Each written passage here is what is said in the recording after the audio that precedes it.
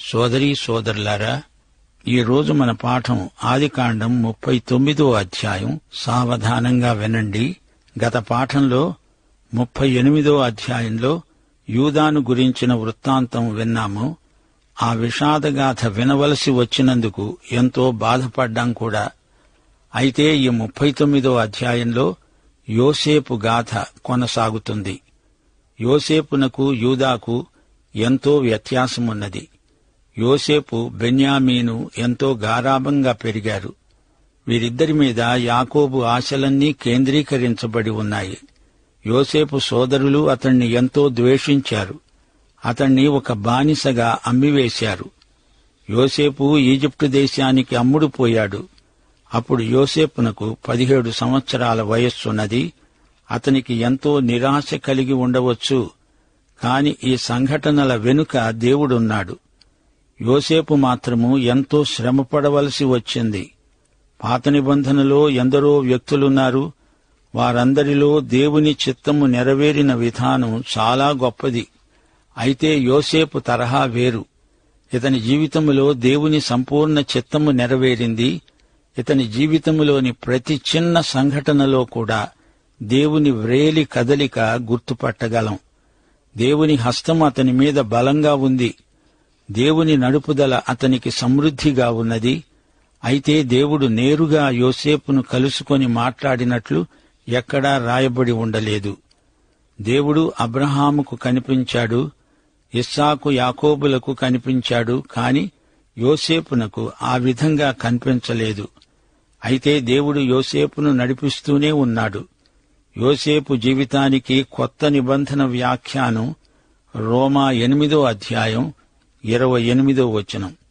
దేవుని ప్రేమించేవారికి, అనగా ఆయన సంకల్పము చొప్పున పిలువబడిన వారికి సమస్తము వారి మేలు కోసమే సమకూడి జరుగుతున్నదని ఎరుగుదుము.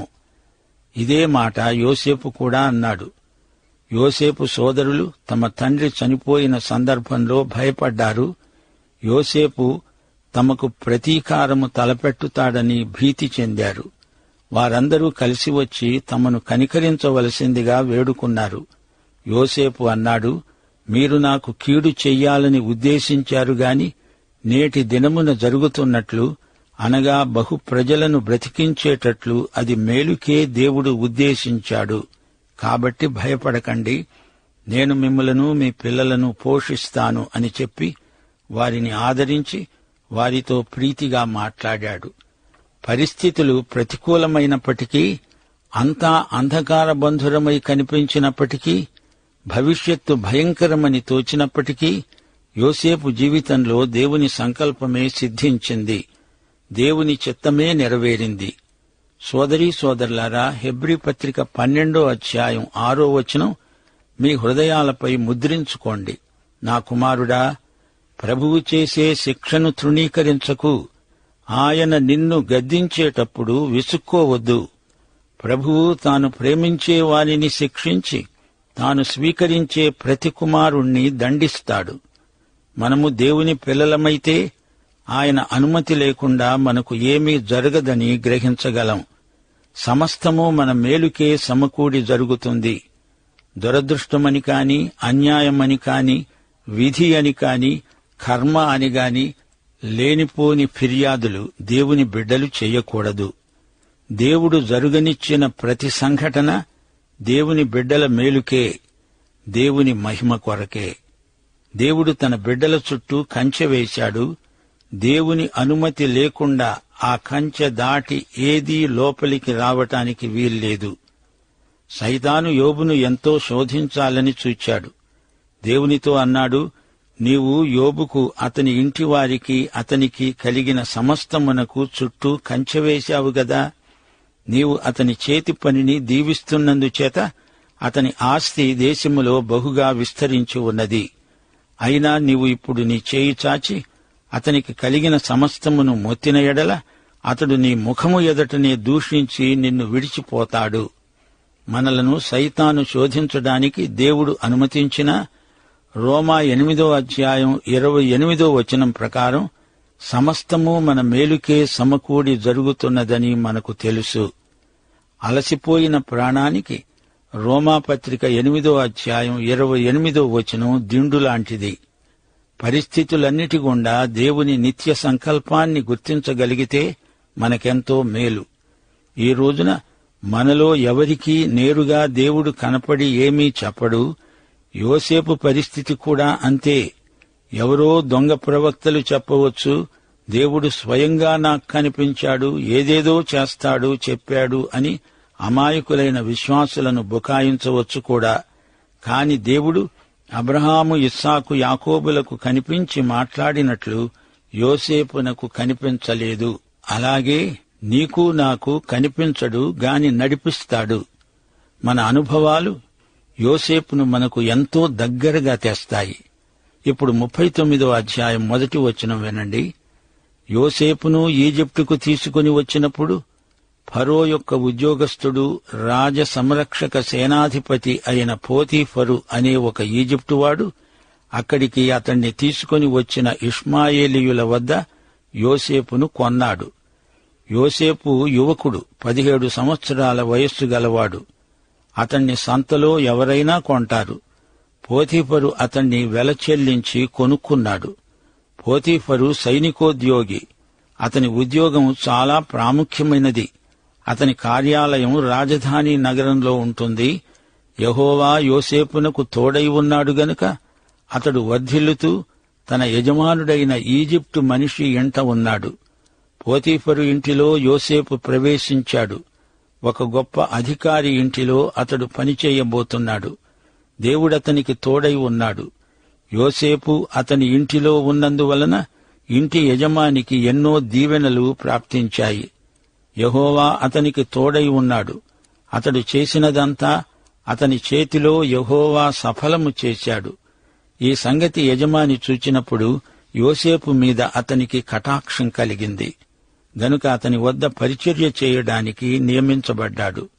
పోతీఫరు అతణ్ణి తన ఇంటి మీద విచారణకర్తగా నియమించి తనకు కలిగినదంతా అతని చేతికి అప్పగించాడు. యోసేపు దేవుని కృపచేత మంచి స్థితికి హెచ్చించబడ్డాడని చెప్పవచ్చు. అయితే దేవుని బిడ్డలకు అలాంటి పరిస్థితుల్లో శోధనలు ఎదురవుతాయి. ఈ లోకము దేవుని బిడ్డలకు పరీక్షాస్థలం. అతడు తన ఇంటి మీద తనకు కలిగిన దానంతటి మీద అతణ్ణి విచారణకర్తగా నియమించిన కాలం మొదలుకొని యెహోవా యోసేపు నిమిత్తము ఆ ఈజిప్టు మనిషి ఇంటిని ఆశీర్వదించాడు. యెహోవా ఆశీర్వాదము ఇంటిలోనేమి పొలములోనేమి అతనికి కలిగిన సమస్తము మీద నిలిచి ఉంది. ఇప్పుడు యోసేపు పోతీఫరు ఇల్లంతటి మీద అధికారి. అతని ఆస్తిపాస్తులన్నిటికీ యోసేపు గృహ నిర్వాహకుడు. పోతీఫరు యోసేపును పూర్తిగా నమ్మాడు.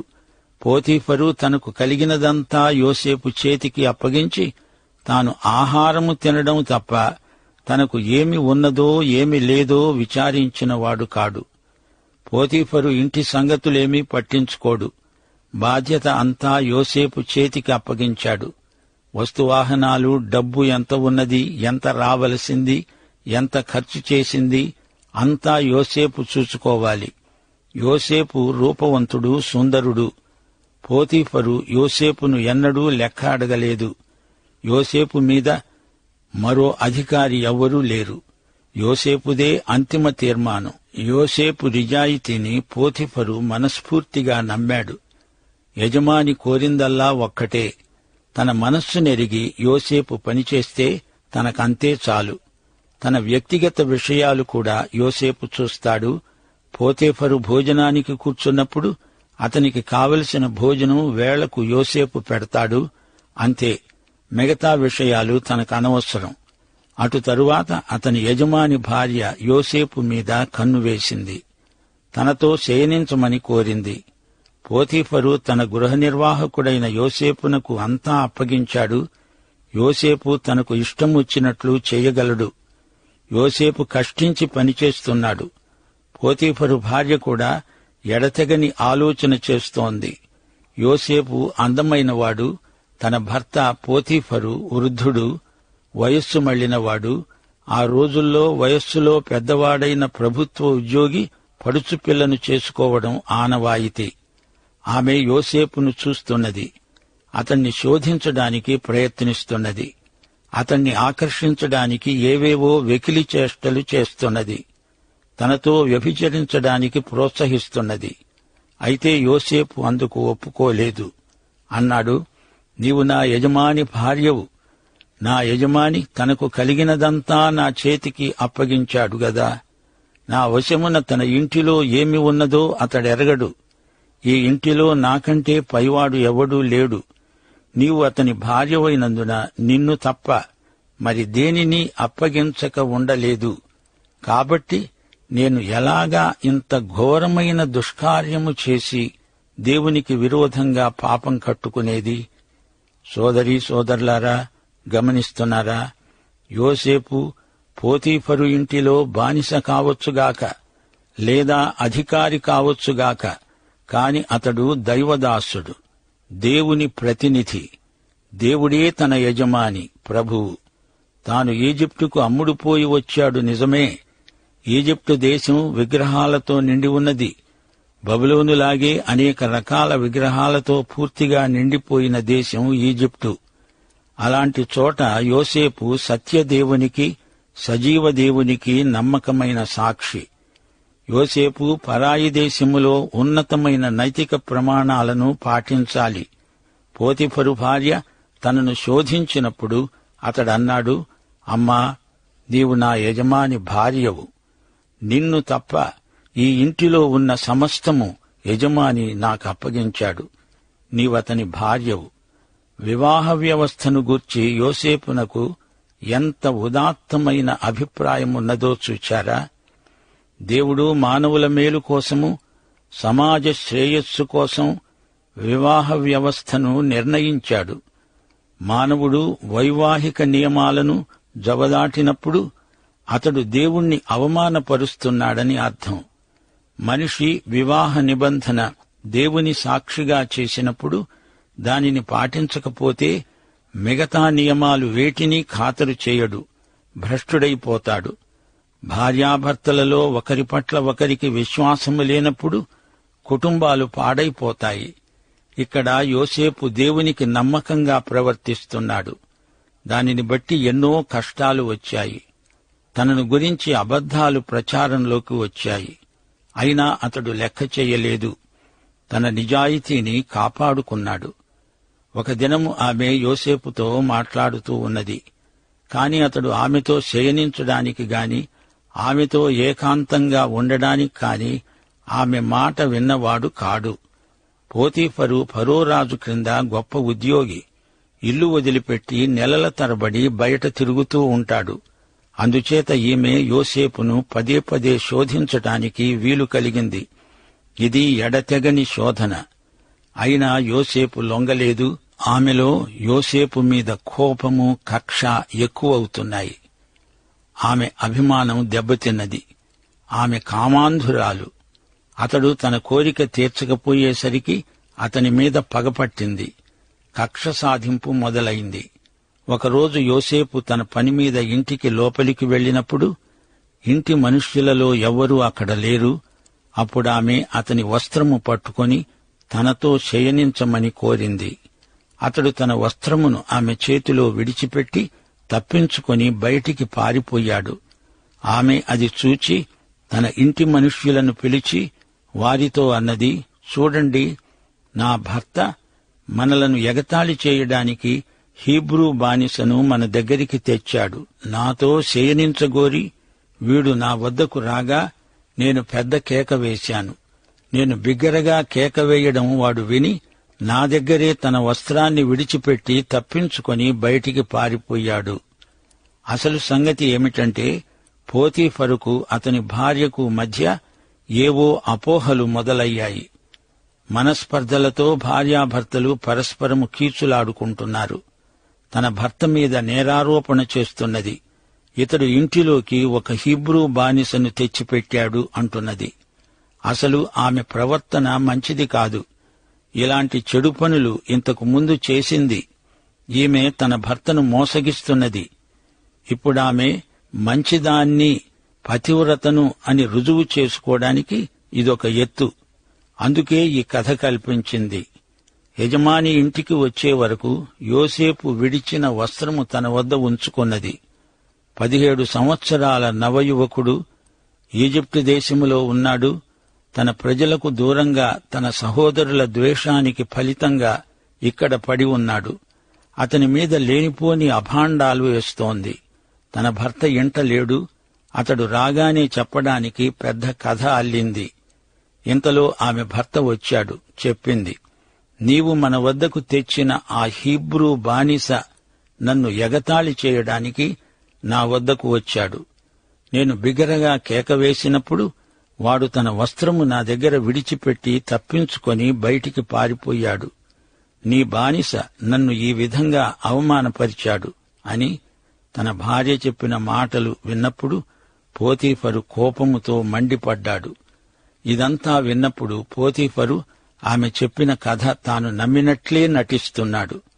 తన భార్య ఎలాంటిదో తనకు తెలుసు. తాను రాజుగారి సైన్యములో గొప్ప అధికారి.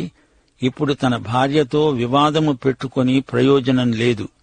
ప్రస్తుతానికి ఆమె చెప్పినట్లు చేస్తే ఈ సమస్య ఇంతటితో పరిష్కారమవుతుందని తలంచాడు. అందుచేత పోతీఫరు తన భార్య సలహా ప్రకారము అతణ్ణి చెరసాలలో వేయించాడు. అది రాజకీయ ఖైదీలు బంధించబడే కారాగృహం. యోసేపు ఇప్పుడు చెరసాలలో బందీ. అతనికి ఏమి జరగబోతోందో వచ్చే పాఠంలో విందాము. అంతవరకు సెలవు. మన ప్రభువైన యేసుక్రీస్తు వారి కృప, తండ్రి అయిన దేవుని ప్రేమ, పరిశుద్ధాత్మ యొక్క అన్యోన్య సహవాసము, సమాధానము మనకందరికీ నిత్యత్వము పర్యంతము తోడై ఉండునుగాక. ఆమేన్.